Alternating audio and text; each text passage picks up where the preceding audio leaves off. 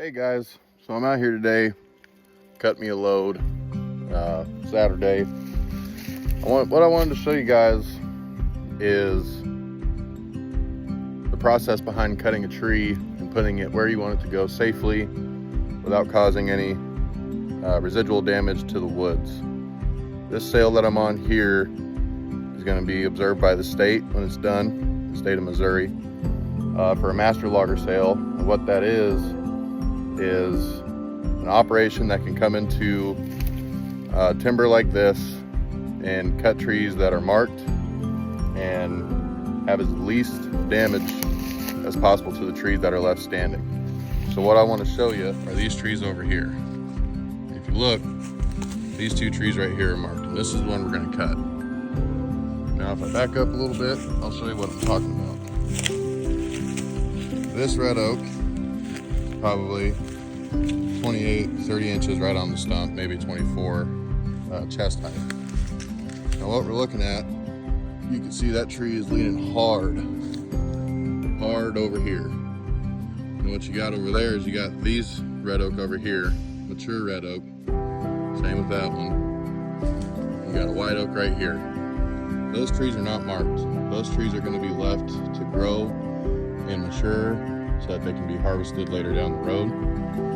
And so what we're going to do is we're going to notch this red oak here. I'll give you a better look at how hard it's leaning over there. Leaning really hard.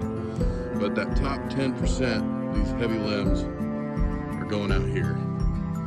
And what we're going to do, like I said, to minimize damage, we're going to cut these cherry trees right here. We're going to get those down, cut these little saplings, because they're not going to grow up to be anything. And those cherry trees are already dead. So we're going to aim that red oak to go right in here. We're going to bore cut it. And I want you to remember this when I say it. We're going to put our face cut right in here. This is the bad side of the tree. This side right here. As you can see, it's leaning that way. So what I'm going to do when I do my notch, my face cut, I'm probably going to cut off this side of the hinge over here. I'm going to sink a wedge into it. We're going to come around and we're going to leave good holding wood on this side. Now what that does, think of it like a hinge on a door. This wood over here will hold. It'll keep the tree from breaking off and going off into these trees and causing a lot of damage. So what we want to do is we want that hinge, that door, we want it to hold that tree all the way over here and go into this big hole over here instead of damaging all these. So I'm gonna get these cut. I'm gonna get this tree set up and we'll be right back. So as you can see, we got our notch, our face cut, and then we got the wedge here. Call it preload. So when you sink the wedge before the tree's cut off, that puts some pressure underneath the tree on the bad side of the tree, so that when it's triggered, the preload, hopefully of that wedge, will help push this tree where we want it to go. Another thing I want to show is how I said I'd have this side of my notch, or of my hinge, excuse me, my hinge cut right here. So as you can see, it's cut. And over here, you can't see it very well, probably need to clean up a little bit, still holding in there. Cut, holding.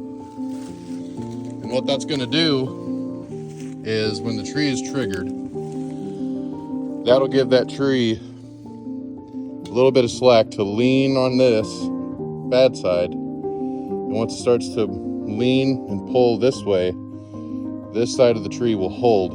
We'll hold this tree up and put it where we want it to go.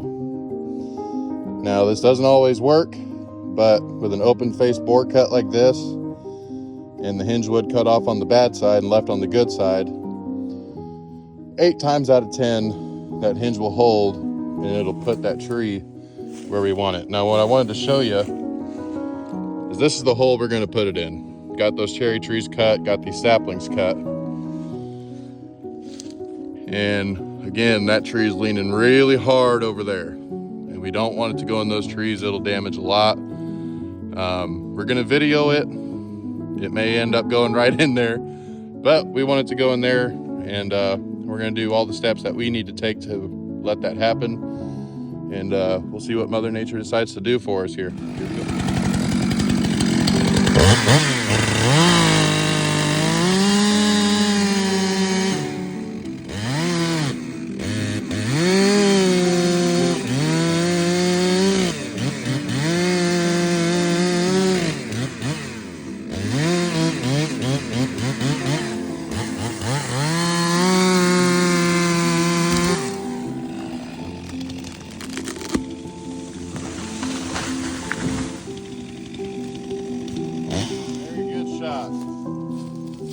Right where we wanted it. What I want to show you guys is how this all worked and played out. We knew the tree was leaning over here, didn't get any of those trees, but that's right where it wanted to go. Now if you look at the stump, here's the hinge I'm talking about. We left all this holding, and this is what kept our tree from going that way.